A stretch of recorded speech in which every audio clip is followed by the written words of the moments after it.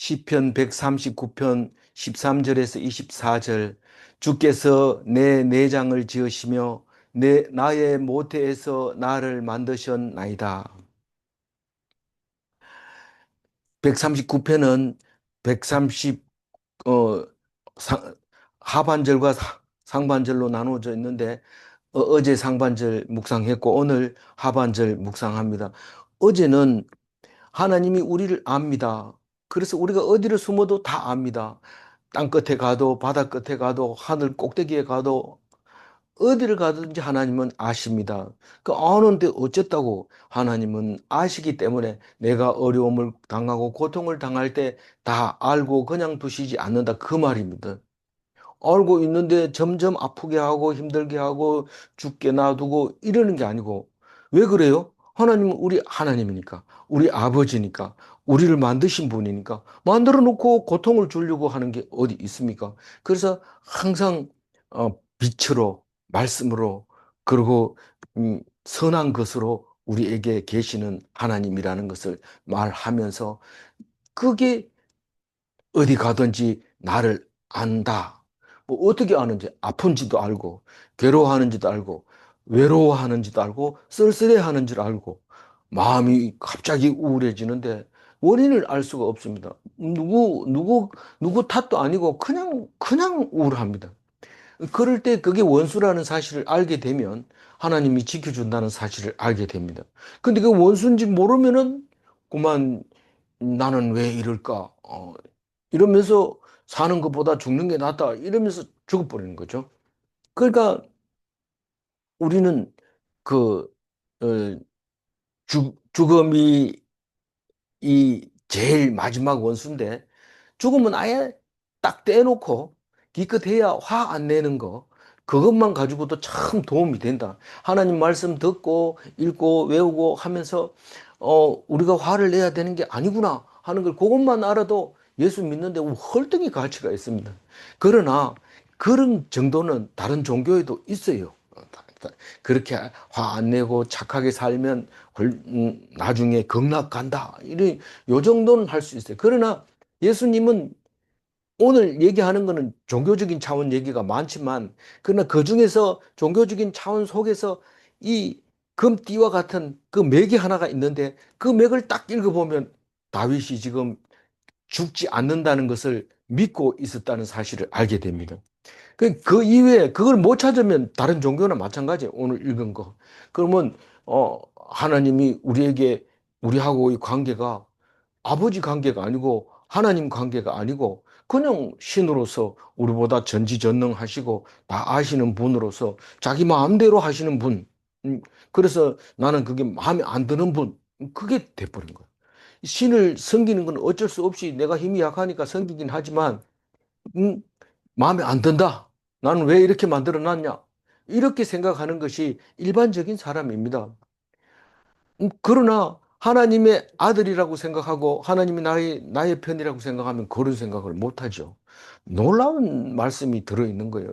오늘 말씀 보면은 참 깜짝 놀랄 일인데 우리가 이해 못하거나 음, 나는 이런 생각 못해. 이렇게 말할 수 있는 게 없습니다. 다 이해가고 그렇게 말할 수 있습니다. 그러나 우리에게 기도해봐라. 이런 말이 안 나오고 기껏해야 빨리 낫게 해주세요. 빨리 이 문제를 해결해 주세요. 빨리빨리 해주세요. 이거 말고는 기도를 안 합니다. 실질적으로 그래요. 근데 오늘 얘기 들어보면 그렇게 기도하는 거하고는 전혀 다른 기도를 하고 있는 것을 볼 수 있습니다. 그래서 어제는 죽음을 원수로 보고 있는데, 오늘은 죽음을 원수로 보고 있는데, 어제는 그 죽음을 하나님이 모를 리가 없다. 네가 죽음에게 져서 죽게 되는 거. 근데 하나님 편에 서 있으면 죽음을 이기고 죽지 않는 거. 그거를 하나님이 다 알고 있기 때문에 하나님이 알고 있다는 사실을 아는 것만으로도 죽음을 이길 수 있다는 거죠. 그래서 그 죽음이라고 하는 그 어둠이라고 하는 그 세월이라고 하는 그 생명의 공포를 주는 그 죽음은 밤이라고 표현했는데 하나님에게는 그 밤이 낮과 같다고 얘기를 합니다. 그래서 우리를 보고 어두움을 이겨야 된다. 너희들은 빛이다. 빛이기 때문에 어둠을 이겨야 된다. 무슨 말이에요? 죽지 않아야 된다. 이 말입니다. 죽음을 겁내서는 안 된다는 겁니다. 그래야 빛에 거하는 사람이라는 거예요. 그렇게 교회 열심히 다니면서도 죽을까 봐 겁나서 병이 딱 들면 교회 안 나가고 기도도 엉뚱한 기도를 자꾸 하고 이런데 누구든지 다 죽습니다. 그런데 다만 나는 이렇게 죽는구나. 이게 하나님이 나에게 준 십자가구나. 그래 생각하고 그거를 달게 지고 기뻐하면서 우리가 병문안 간 사람이 위로를 받습니까? 병 든 사람이 위로를 받습니까? 병문안 갔을 때. 병문안 갔을 때 쌩쌩한 사람이 와가지고 뭐 별의별 소리 해도 그게 위로가 됩니까? 네가 어디 아파 봤어? 이렇게 하고 그 별의별 소리 다 해도 전부 입에 발린 소리라고 생각하고 위로가 안 됩니다. 그런데 병문안 간 사람이 환자가 누구든지 앞서거니 뒤서거니 가는 거 아닙니까? 그러니까 그냥 잠시 이별인데 뭐 그렇게 슬퍼할 게 뭐 있습니까? 그러면서 위로를 하면 병문안 간 사람이 위로를 받게 되어 있는 거예요. 환자가 환자는 어떤 말을 해도 위로를 못 받습니다. 그런 것이 하나님의 그 빛에 거하는 거죠. 네가 어떻게 밤인데 저 빛에 거하냐? 그게 하나님의 백성이기 때문에 그런 거죠. 그래서 하나님이 우리를 어둠을 이기게 해주시는 것. 그게 어제 얘기예요. 그런 얘기 한 적이 없는데 어제 했어요. 했어요. 믿는 자는 하나님을 닮아서 영원한 삶을 살도록 그렇게 우리에게 해주시는 말씀이었던 것이죠. 근데 오늘 구체적으로 얘기합니다.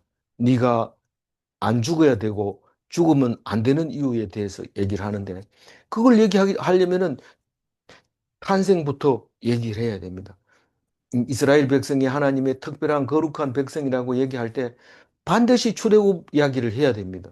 하나님이 우리를 택하시고 하나님이 우리를 길러주시고 하나님이 우리를 인도하여 주시고 적과 꿀이 흐르는 땅에서 영원히 살도록 인도해 주신 하나님 이야기를 해야 이스라엘 백성이 선민으로 하나님 백성으로 살아갈 수 있는 지혜와 지식이 생기는 겁니다. 마찬가지로 우리가 하나님 앞에 하나님의 아들로서 하나님의 백성으로서 살아가려면 우리가 어떻게 태어났는지 그것부터 해야 됩니다. 그래서 오늘 13절부터 시작해서 16절까지가 내가 태어난 거에 대해서 이야기하고 있습니다. 내가 태어난 거 얘기하자면 욥기를 우리가 생각하지 않을 수가 없습니다. 욥은 그렇게 선한 사람으로서 하나님 앞에 제사를 잘 지내고 선한 사람으로서 살다가 뭐가 걸렸어요? 종기가 걸렸어요. 악성 종기가 걸렸어요. 나병입니까? 나병은 아닌 것 같아요. 기와장으로 상처를 벅벅 긁으면서 괴로워하는데 아내는 하나님 욕하고 죽으라 이러면서 성질 더 돋구는 거죠. 뭐 그렇지만 뭐 성질 돋궜다 이런 얘기는 없어요. 없지만 어쨌든 그런 거예요. 그래서 얘기가 시작이 되죠. 내가 태어났을 때부터 시작해서 쭉 얘기를 합니다. 결국은 행동으로 봤을 때 욥이 뭐 잘한 거 없습니다. 근데 잘했다고 제사장 삼아 버리잖아요. 딱 한마디입니다. 나는 하나님만 믿는다는 거죠. 다른 건 하나도 믿을 거 없다는 거죠. 그 말 한마디 때문에 제사장 삼아 버리는 거예요. 우리 마찬가지입니다. 뭐 열심히 해서 신급이 높아가지고 교회 막 보직 막 받고 이런다고 해가지고 훌륭한 제사장 삼아 주는 게 아니라 그 믿음은 많고 적도 크고 작고가 아니고 오직 있느냐 없느냐 그 수없이 얘기하는 겁니다. 겨자씨만한 믿음이 있을지라도 그 믿음 하나로 하나님이 인정해 주는데 아브라함의 믿음이 그랬고 욥의 믿음이 그랬어요. 뭐 그렇게 믿는 것 같지 않은데 어디를 믿었다는 거야? 아무리 읽어봐도 욥이 믿음이 있다는 거 딱 한 군데. 하나님은 나를 지으시고 나를 사랑하시고 영원한 길로 인도하신다. 한마디 딱 하는 거 끝입니다. 그래서 그걸 못 찾을 때가 많아요. 우리 광산에 들어가서 이렇게 돌을 캐가지고 나옵니다. 그 돌을 뭐 하려고 캐어 나와요? 그 사이에 끼어 있는 금을 캐려고 하는데 그냥 거의 그 전날 고스톱 치다가 밤잠 안 자고 광산에다 집어넣어 놓으면 뭐 쓸만한 광석은 쪼내 뿌리고 못 쓰는 광석만 자꾸 내면 감독이 와가지고 니 나가. 딱 그러면은 그날 일당 없습니다. 그 정신을 안 차리고 있으면 금덩어리가 있는데 그걸 놓쳐버리는 거죠. 그 금맥을 있는데 희미한데 술을 먹어 어저녁에 술이 덜 깼으니까 이게 희미한 줄이 올랐다 내려갔다 잘 모릅니다. 그러다가 감독한테 걸리면은 혼나는 거죠. 그 돌을 캐가지고 오늘 목숨 걸고 캐가지고 내온 건데 그거를 구별을 안 하고 그냥 함부로 막 하면은 되겠느냐? 그, 그거는 선탄장 그다음에 선탄장이 있고 막장이 있고 있는데 선탄장을 어, 사키야마 아다묻기 이래가지고 그 바깥에서 일하는 걸 참 편하게 생각하죠. 그 선산부 제일 앞에서 판을 캐는 사람은 목숨 걸고 캐는 거죠. 우리가 지금 성경 말씀을 만들어낼 때는 목숨 걸고 많은 사람이 죽어가면서 이거를 쓴 건데 우리는 그걸 읽어보면서 구별도 못하고 그냥 아무 것처럼 내버리고 말았는데 오늘 시편 139편을 묵상하고 나서는 절대로 시편을 함부로 이 시편은 잘 몰라. 내가 잘 아는 거는 시편 23편이야. 이러면서 그것만 외우고 시편 안다. 이렇게 하지 말고 139편도 23편을 외웠으면 139편도 외워야 됩니다. 근데 선택적으로 안다고 하는 것은 하나님이 코끼리 다리만 알고 있는 거라고 말하고 있는 거죠. 어, 내 내장을 지었다고 말해요. 내장을 콩팥, 뭐 썰개 이렇게 지을 때 시간 꽤 오래 걸립니다. 한 10달 걸립니다. 10달. 보통 6개월이면은 거의 다 지어 가지만 그래도 제대로 형태가 나오려면 한 10달이 있어야 돼요. 그래서 모태에서 만드셨다. 고린도전서 15장 10절에는 누가 한 말입니까? 사도 바울. 사도 바울이 얘기했어요. 읽어봅니다. 그러나 내가 나 된 것은 하나님의 은혜로 된 것이니 내게 주신 그의 은혜가 헛되지 아니하여 내가 모든 사도보다 더 많이 수고하였으나 내가 한 것이 아니요 오직 나와 함께 하신 하나님의 은혜로다. 그 개역 한글에서는 나의 나 된 것은 이렇게 나와 있는데 이게 내가 나 된 것은 이렇게 해놨어요. 근데 이게 다윗 저기 바울의 문장은 이 수식어가 계속 중간에 들어가기 때문에 잘라가지고 어디에다 붙여야 되는데 그걸 잘못 붙여놓으면 엉뚱한 게 돼버려요. 그래서 세 번역에는 이렇게 해놨어요. 내가 된 것은 하나님의 은혜로 된 것이고 내게 주신 그 은혜로 말미암아 헛된 삶을 살지 않았고 내가 모든 사들보다 더 수고했고 내가 한 것은 내가 한 것이 아니고 하나님이 하신 거다. 그게 은혜다. 이렇게 이제 해석해 놨어요. 이거 바울의 바울의 편지글은 자르면 한없이 잘라지는 거예요. 그거를 한 문장으로 그냥 해버리니까 그래서 바울은 문장은 너무 고급스럽고 너무 레벨이 높다. 그렇게 얘기를 합니다. 만약에 이걸 대화 중에 이걸 한다 그러면 뭔 얘기하는지 모릅니다. 그러나 편집글로 써놨으니까 앞뒤를 잘라가면서 읽을 수 있는 거죠. 이 성경으로서 자격이 있는 거죠. 무슨 말입니까? 내가 탄생할 때 내가 성을 내 마음대로 정했습니까? 생일날을 내 마음대로 정했습니까? 내가 할 수 있는 건 없어요. 그럼 누가 했어요? 하나님이 하신 겁니다. 근데 뭔 얘기를 하려고 하냐면 지금 내가 그냥 난 게 아니라 하나님이 계획대로 만들어 가지고 이름까지 장부에다 올려놨습니다. 뭐를 만들면 장부에다 다 기록해 놓습니다. 내가 몇월 며칠 날 뭐 만들었고 내가 며칠 날 뭐 만들었고 그래서 나중에 그게 재산 목록이 되는 거죠. 근데 하나님이 나를 그렇게 만들었다고 얘기를 하고 있습니다.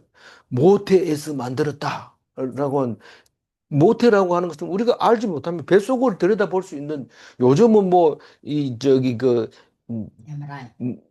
내시경이 있어서 아이가 잘했는지 이렇게 볼 수 있는데 그래도 막이 쌓여 있어 가지고 보지 못합니다. 뭐 기술이 있어서 뚫고 들여다볼 수 있어도 그건 뭐 일부분 다리만 이렇게 본다든가 이 정도지 우리의 형태를 볼 수 있는 건 없습니다. 그럼 다시 말해서 모태에서 만들었다 이 말은 우리가 모르는 사이에 언젠가는 만들어 버리고 말았다는 거예요. 우리 세상 살아가는 모든 게 다 그렇습니다. 우리가 음, 정신 차리고 있어야지. 그런데 우리는 자지 않으면 안 됩니다. 9시부터 4시까지 안 자면 암 세포가 활발하게 움직인다 해서 이제 뭐 9시만 되면 무조건 자야 되는 줄 알고 그렇게 자는데 음, 우리가 잠을 안 잔다면 하나님하고 거의 비슷합니다. 근데 하나님하고 결코 같을 수가 없는 것은 잠 때문에 그렇습니다. 이게 잠을 자는 동안에 모태에서 만들어냅니다. 그러니까 모르죠. 우리 자는 동안에 안 맞는다 하더라도 보이지 않으니까 모르죠. 14절 읽어봅니다. 내가 주께 감사하옵는 것 하옵은 나를 지으심이 심히 기묘하심이라. 주께서 하시는 일이 기이함을 내 영혼이 잘 아나이다.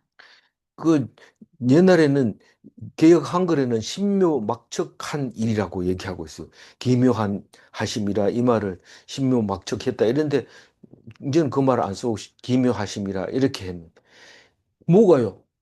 나를 지은 것이 참 신기하고 기가 막힌 일이다. 그게 감사하지 않을 수가 없잖아요. 누가 열심히 해서 나를 만들어 가지고 줬다고 하면 에이 그까짓 거뭐 까짓 거뭐 만들면 되 그렇게 할 수가 없는 거예요. 이 70살까지 살아온 쭉 역사를 보면 하나님이 일일이 만지고 인도해 주시고 했다는 것을 감사하지 않을 수가 없다는 거예요. 주께서 하신 일이 기이함을 내 영혼이 잘 아나이다.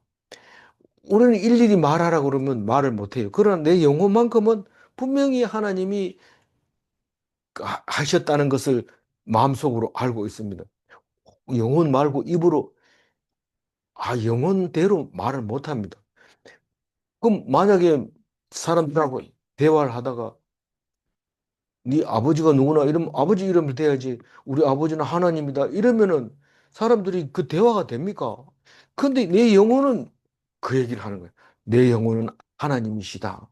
그 창조의 기이함을 내 영혼이 알고 있다는 거예요. 내 영혼이. 15절 읽어볼까요? 내가 은밀한 데서 지음을 받고 땅의 깊은 곳에서 기이하게 지음을 받은 때에 나의 형체가 주의 앞에 숨겨지지 못하였나이다.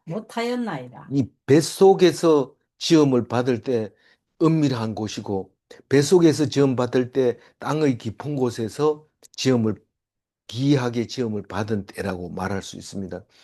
실제로 깊은 곳이라는 것은 히브리어로 라흐티라고 하는 건데 자궁도 그렇게 표시를 한다는 거예요. 그러니까 뱃속에서 뭐 이게 다른 뜻으로 보면은 우리가 땅의 깊은 곳이라고 하면 흙에서 우리를 만들어냈는데 그거는 창세기에서 기본적으로 말하고 있는 거 그걸 말하고 있는 거고 지금 여기서 얘기하는 건 모태에서 만들어진 은밀한 곳에서 만들어진 아무도 모르는 때에 모르는 곳에서 만들어진 그 나를 지금 표현하고 있는데 나의 형체가 주의 앞에 숨기지 못하였나이다.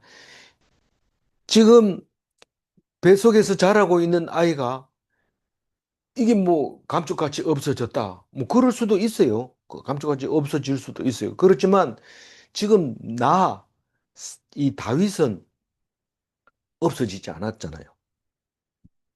그래서 그걸 뭐라고 표현하냐면 살아났다. 뱃속에서 사라지지 않고 밖으로 나와서 사람 구실했다. 나의 형체가 주 앞에 숨기지 못하였나이다. 없어질 수도 있었는데 하나님 앞에 나타났습니다. 그렇게 말하고 있습니다. 여기서 지음 받았다고 하는 것은 원래 락함이라고 하는 원어인데 조립하다 이런 뜻입니다. 조립하다는 것은 창조하고 만들어지는 거하고 다른 겁니다. 지어, 우리가 뭘 지었다 이러면 원래 있는 걸 가지고 끼워 맞춰 가지고 만드는 거를 지었다고 말하는 거고 창조했다 이거는 락함이 아닙니다. 그거는 없는 데서 만들어내는 걸 말하는 거예요. 그러니까 원래 내가 씨앗이 있었고 그것이 DNA를 가지고 태어났고, 내가 태어나면서 아무렇게 태어나는 게 아니라 눈 두 개, 귀 두 개, 이거 다 DNA 속에 숨겨놨다가 그거 그대로 하는 거예요. 그래서 지음을 받은 거예요. 조립이 된 거예요. 16절 읽어봅니다. 음. 내 형질이 이루어지기 전에 주의 눈이 보셨으며 나를 위하여 정한 날이 하루도 되기 전에 주의 책에 다 기록이 되었나이다. 이 형질이 이루어지기 전에, 이러니까 좀 머릿속에 잘 그림이 안 그려집니다. 이 모습을 드러내기 전에 이미 이런 뜻입니다. 내가 어머니 뱃속에서 나왔을 때, 나오기 전에 하나님이 뱃속에 있는 걸 나를 봤다는 거예요. 봤다는 거예요. 그, 이 무엇보다도 시편을 다른 성경하고 비교하면은요, 성경마다 다 너무 많이 차이 나게 번역이 됩니다. 그럴 수밖에 없잖아요. 뭐 시편은 말 그대로 주어, 동사, 목적어 있고 앞에 문장에 이어지고 이런 게 아니잖아요. 그냥 외롭다 이러면 이 사람이 마음이 하나님을 떠나서 외로운 건지 사람이 나를 배신해서 외로운 건지 모릅니다. 근데 앞뒤 문장을 가가지고 사람의 배신으로 인해서 외로웠다 이렇게 쓰기도 하고 하나님을 떠났기 때문에 외로웠다 이렇게 쓰기도 하기 때문에 특히 시편과 욥기와 어, 계시록 같은 경우에는 이 다른 성경하고 비교할 때 오히려 힘이 듭니다. 그래서 아예 개역 개정만 기준으로 거기서 이해하고 해석했는 것을 기준으로 하는 것이 이 맞습니다. 옳고 틀리다가 아닙니다. 옳다 틀리다가 아니고 어떤 것을 가지고 하나님 앞에서 은혜를 받느냐는 겁니다. 만약에 옳고 그른 거를 얘기한다면 우리는 계속 싸우다가 아무것도 안 하고 죽을 겁니다. 옳고 그르고는 우리한테 선택권을 주지 않았어요. 내가 너에게 주는 음성을 네가 귀 기울여 듣느냐 그게 중요하거든요. 그래서 그걸 들어야 되지 계속해서 따지고 그렇게 하면 안 된다 이렇게 하는 거는 세상 일도 그렇지만 성경은 더더구나 그게 아니라는 겁니다. 그래서 형질이 이루어지기 전이라는 뜻은 무슨 말이라고요? 모습이 드러나기 전, 이미. 그러니까 출생하기 전을 말합니다. 출생하기 전에 하나님이 봤어요. 나를 위해서 어떻게 했을까요? 정한 날이 하루도 되기 전에. 정한 날은 태어나는 날을 정한 날이라고, 욥기에서도 그렇게 얘기하죠. 그럼 나서 하루도 되기 전에, 태어났는데 오늘 해가 지기 전에 벌써 어떻게 됐다고요? 호적에다 올려놓은 거예요. 야가 났다. 이러면 올려놔. 그 호적이 어디냐면 하나님 나라의 생명책에 농명이 돼 있다 이 말입니다. 하나님의 나라의 생명책에 농명이 돼 있다. 이거는 다윗의 입장에서 그렇지만 나중에 자세히 읽어보면 그게 아니라 창세전부터 만들어 왔던 거를 이제 실행에 옮기는 겁니다. 예수님이 태어나가지고 내가 너희들을 위해서 왔다 이러지만 언제 왔느냐? 서기 어, 기원전 3년에 왔다. 이렇게 얘기를 하는데 그때 처음으로 예수님이 온 게 아니라 창세전부터 주기로 약속한 것이 그날에 이루어졌다는 겁니다. 그 주의 책에다 기록한 거는 태어났으니까 태어난 날짜를 책에다 딱 적어 놓습니다. 근데 사람들은 보통 일주일 있다가 이름을 지어줍니다. 일주일 안에 사망 확률이 상당히 높거든요. 얘네는 뭔가 봐. 누가복음 2장 21절 한번 읽어봅니다. 할례 할 말, 할례 할 8일이 되매 그 이름을 예수로 하니 곧 잉태하기 전에 천사가 일컬은 바르라. 그 여가 태어나면 이름을 예수로 하라고 누가 가르쳐 줬다고요? 천사. 천사가 예수 저 뱃속에 들어 있기 전에 벌써 얘기를 했어요. 누구한테? 저기 마리아한테 했죠. 그리고 그 마리아는 누구한테 얘기했어요? 요셉한테 했죠. 그래서 아가 태어났는데 8일째가 됐어요. 어떻게 해야 돼요? 음, 저기 장남이기 때문에 그 하나님께 예물을 바쳐야 되고 하나님께 바쳐야 되고 또 정결 예식도 해야 되고 어, 이 모든 거를 다 8일 만에 한꺼번에 했어요. 원래는 따로따로 다 해야 돼요. 이름 이름 짓는 날 따로 있고, 할례 받는 날 따로 있고, 결례하는 날 따로 있고, 장남으로서 바치는 날 따로 있고, 이렇지만 집이 멀고 예루살렘이 멀 때 예수님이 났을 때는 도저히 안 되니까 8일 만에 한꺼번에 다 합니다. 그거를 결례를. 비둘기도 바쳐야 되고, 이름도 지어야 되고, 그거를 사도 바울도 그랬지만 예수님도 그렇게 이제 8일 만에 이름 끊고 족보에 이름을 씁니다. 요셉의 아들 예수 나사렛 사는 사람. 이렇게 딱 유대인으로서 이름을 등록하면 나중에 족보를 따져보면 아, 나사렛에 예수라는 사람이 있었다. 그 사람의 동생이냐? 뭐 그 사람의 어머니냐? 뭐 이렇게 알아볼 수 있잖아요. 그래서 8일 만에 이름을 지었는데 예수님은 아니, 하나님은 내 이름을 생명책에 기록하기를 태어나자마자 해지기 전에 벌써 이름을 그다 적어놨다는 거예요. 17절 읽어봅니다. 하나님이여 주의 생각이 내게 어찌 그리 보배로우신지요. 그 수가 어찌 그리 많은지요. 우리 생각해 봅시다. 7일 만에 8일 되기도 전에 죽어버렸으면 안 될 텐데. 어, 나자마자 썼으니까 나의 삶은 하나님이 어떻게 하겠다는 계획이 다 있고 그대로 살게 될 겁니다. 그런 거 생각하면 나는 특별히 선택받은 자로서 하나님 앞에 기가 막힌 거죠. 너무 보배로운 거. 뭐가요? 하나님의 생각이, 하나님이 생각이 나에게는 보배를, 당신 보배가 뭐요? 금괴가 몇 개 있는데 그게 보배죠. 그 보배 아닙니다. 금고가 있는데 그게 보배, 금고 지진 나니까 다 떠내려가 버려요. 그 쓰나미 치니까 금고가 다 떠내려. 그런데 그건 또 안 버리고 전부 따로 모아가지고 뭐 국고에다 넣는지 모르지만 그걸 전부 따로 모아가지고 태산같이 쌓아놨더라고. 일본 그 보니까 그러니까 그게 보배가 아니죠. 보배는 뭡니까? 하나님의 생각, 주님의 생각, 하나님의 말씀, 하나님이 우리에 대한 사랑과 그것으로 행하는 모든 것이 주의 생각인데 그 주의 생각이 보물이에요. 우리한테 보물이고 그 수가 보통 다이아몬드 한 개만 있어도 자랑스럽게 처음 사가지고 손을 이렇게 하면서 머리 좀 아파서 이런데 보니까 반지 끼워져 있고 이러잖아요. 그 자랑하려고 머리 아프다 이런데 이게 얼마나 수가 많은지 보배가 뭐 너무 많은 거예요.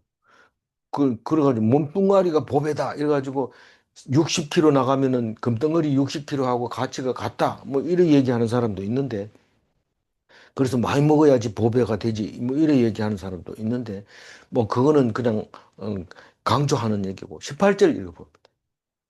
내가 세려고 할지라도 그 수가 모래보다 많소이다. 내가 깰 때에는 여전히 주와 함께 있나이다. 이거는 또 빨리 읽어버리면 뭔 말인지 잘 모르겠어요. 그러니까 세려고 할지라도 뭘 세요?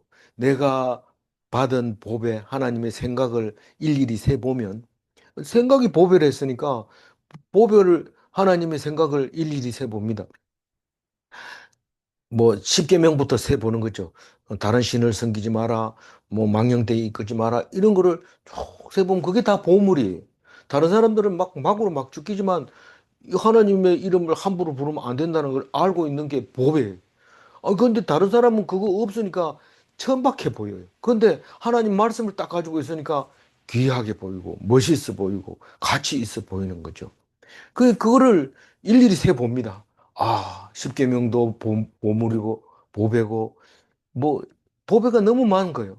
근데 그 수가 너무 많아가지고 모래보다 많토소이다. 너무 많습니다. 근데 깰 때에도 여전히 주와 함께 있나이다. 이게 뭔 말일까요? 깰 때도 여전히 주와 함께 있나이다. 사실 현실에 가면 맨날 불만이잖아요. 나 이게 아파서 병원에 왔는데요. 내가 이런 큰 문제를 놓고 이걸 어떻게 해야 될지 상담하러 왔는데요. 이 일이 어떻게 됩니까? 이게 현실입니다. 그런데 우리가 받은 복을 세어보라 찬송가 429장 있잖아요. 그렇게 받은 복을 세면 어떻게 될까요?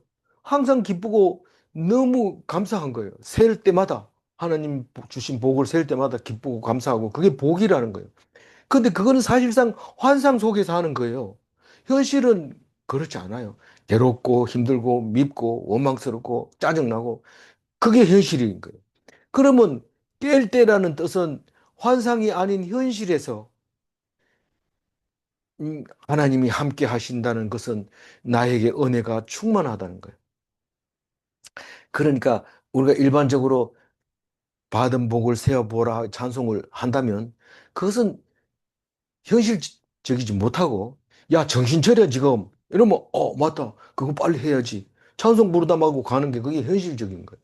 그러니까 환상을 보고 말씀을 듣고 은혜를 받고 이건 비현실적인 현실에 안 맞는 거예요.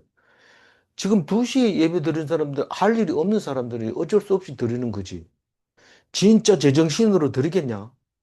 그게 근데 깨고 나면 당장 사람 만나야 되고 전화 온 거 대답해 줘야 되고 그게 깰 때. 근데 하나님이 항상 함께 한다는 것은 다윗밖에 이렇게 말을 할 수 있는 사람이 없어요. 현실 속에 다윗이 하나님을 모시고 있는 신앙의 모습을 말하고 있는데 18절은 참 보석이죠. 보석인데 놓쳐버립니다. 자꾸 이해를 못하고 놓쳐버립니다. 19절 읽어봅니다.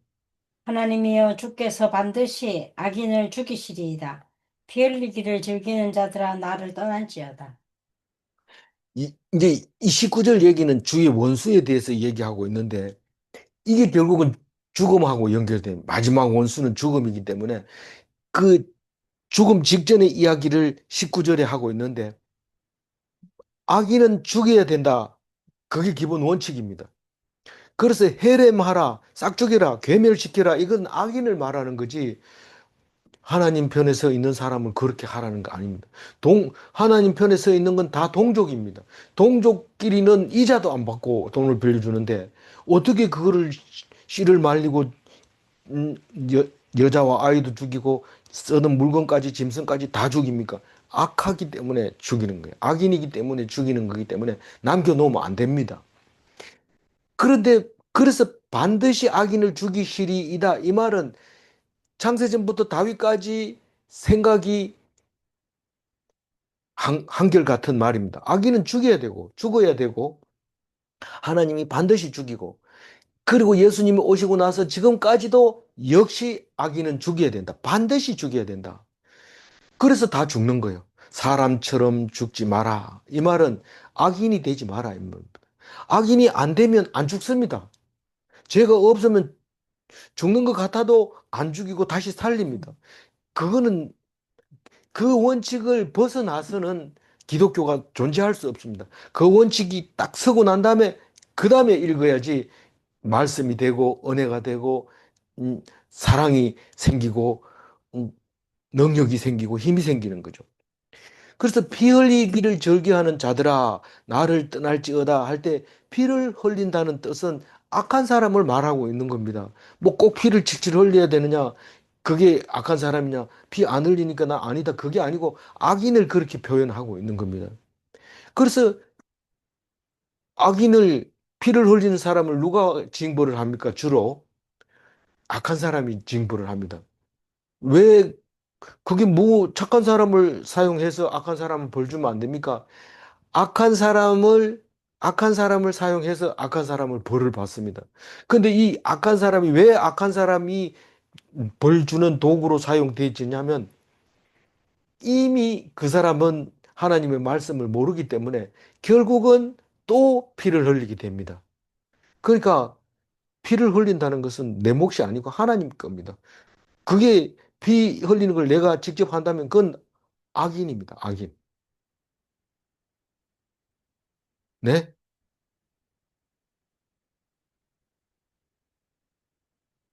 그래서 죽는다. 예수 그렇게 잘 믿다가 나 이제 죽는데 너희들 잘 살아라 이러면 그건 예수 안 믿는 거예요. 나는 잠시 이별인데 먼저 가겠다. 나중 보자.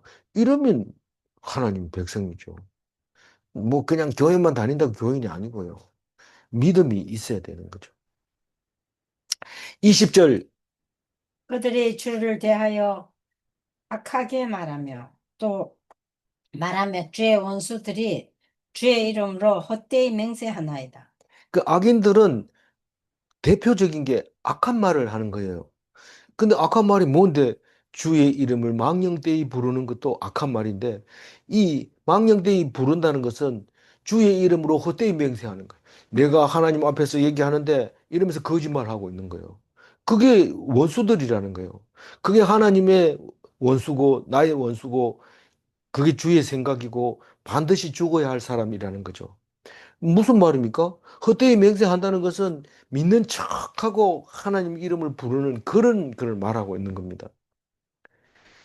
하늘에 대해서도 맹세하면 안 됩니다, 우리에게는. 왜냐하면 그건 다 하나님이 하는 건데 내가 뭐 맹세한다고 해서 그걸 합니까? 마음이야 지키고 싶죠. 그러나 하나님이 하지 마라 하면 못 해야 되기 때문에 맹세하면 그 맹세로 인해서 내가 멸망하게 되는 겁니다. 맹세해서는 안 됩니다. 21절 읽어주세요. 21절.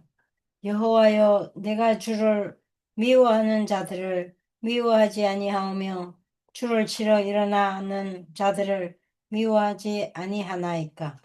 이 문장을 빨리 읽거나 잘못 읽으면 원수를 미워하지 말라고는 미워하지 않는다는 뜻이구나. 아, 예수님 말한 거하고 비슷하네.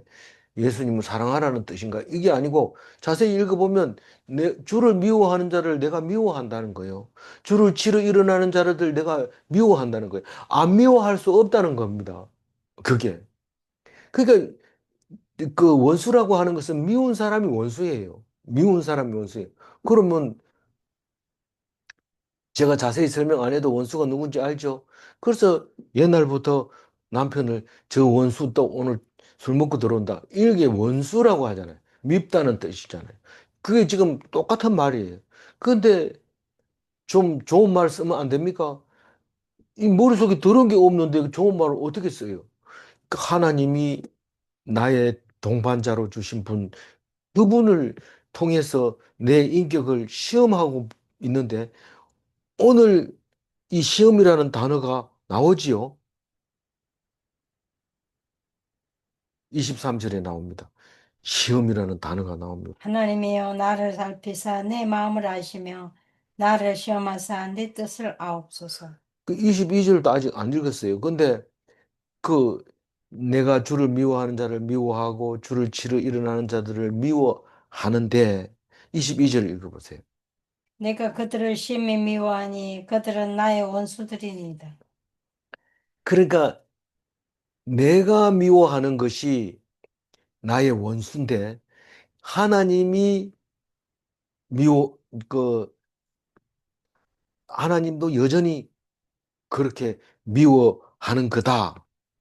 그런 말은 없지만, 어, 내가 미워하는 것은 나의 원수다. 그 얘기가 22절에 얘기를 하고 있습니다. 그런데 문제는 내가 미워하는 게 원수가 하나님의 원수라는 사실을 23절에 방금 읽었기 때문에 안 읽겠습니다. 하나님이여 나를 살피사 내 마음을 아시며 나를 시험하사 내 뜻을 아옵소서. 이 내 마음을 아시며 이 말은 지금 24절에 행위가 어떤가 아시며 이런 뜻이나 마찬가지입니다. 마음을 아는 거나 내 행위를 아는 거나 똑같이 하나님이 압니다. 결국은 그 행위가 뭐냐고 하니까 믿음이라는 사실입니다. 그런데 다윗 시대의 믿음이라는 단어를 강조하지 않습니다. 예수님은 잠잠하라, 그냥 믿기만 해라, 오직 믿음만 강조하고 있었던 건 사실이지만 이 믿음은 처음부터 필요한 거였고 예수님이 와서 분명하게 확실하게 얘기해 준 것뿐입니다.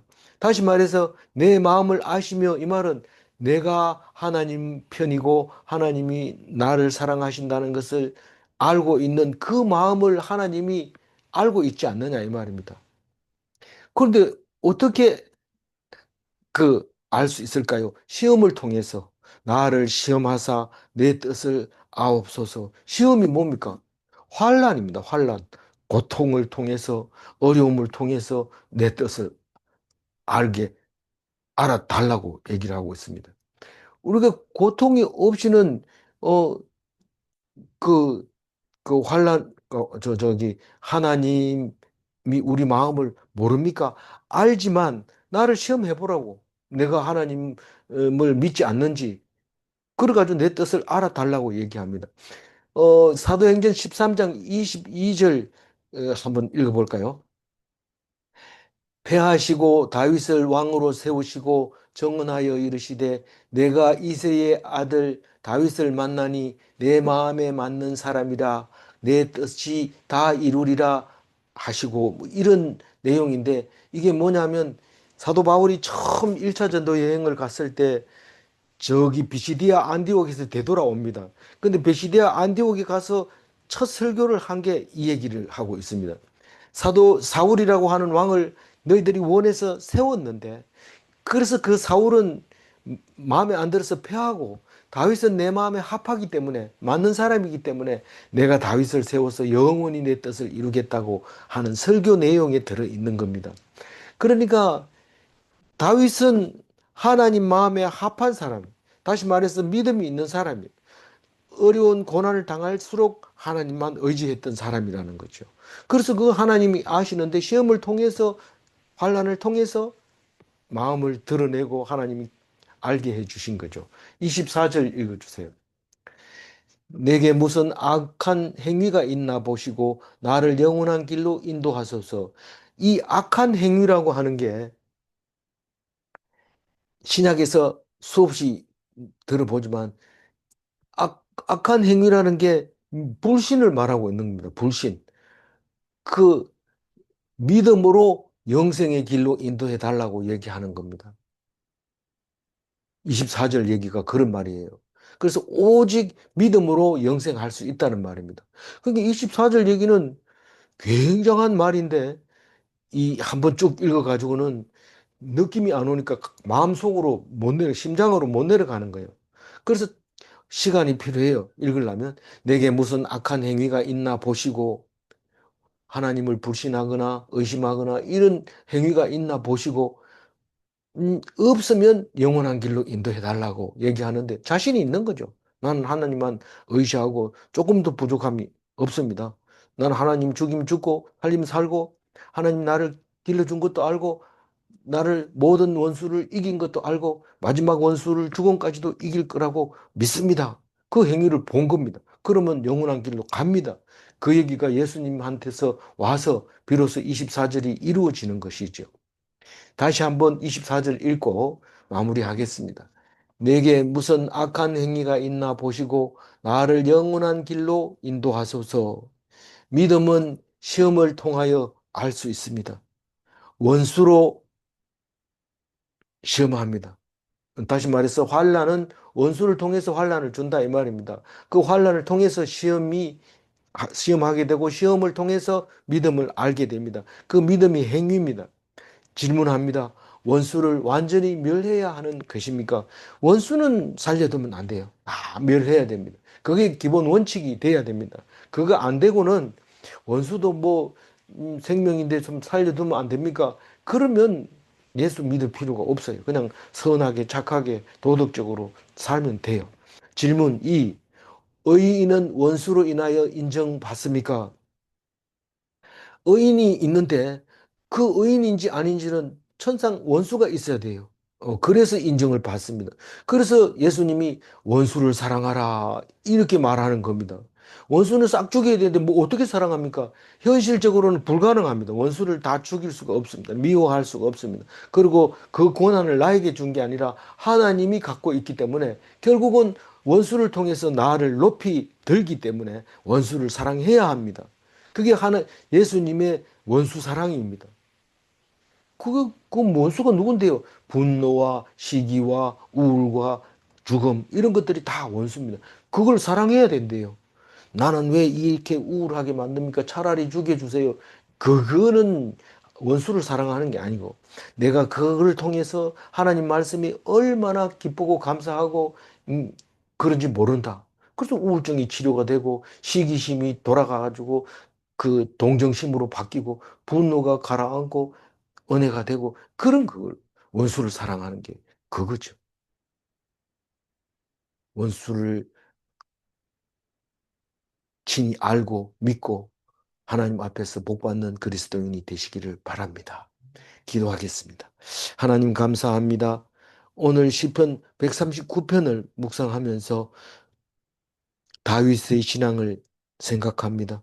우리는 다윗보다 힘들게 살아온 사람도 없습니다. 그 환난을 통해서 결국은 하나님께서 하나님 마음에 합당하다고 왕으로 세워주시면서 약속까지 합니다. 영원한 음, 왕을 네 후손에게 주겠다. 네 아들에게 주겠다. 그러면서 영원한 왕위와 영원한 생명을 주셨습니다. 그래서 지금까지도 2000년 지나고 2500년이 지난 지금까지도 다윗을 우리의 선조로 우리는 다윗의 후손으로 기뻐하고 감사하고 그 이름을 찬양하는 것을 압니다. 우리들이 찬양할 수 있게 해주신 그 다윗을 생각하면서 오늘도 하나님 앞에 감사와 찬송을 드리오니 주님 받아 주시옵소서. 감사하옵고 우리 주 예수 그리스도 이름으로 기도 올리옵나이다. 아멘. 아멘.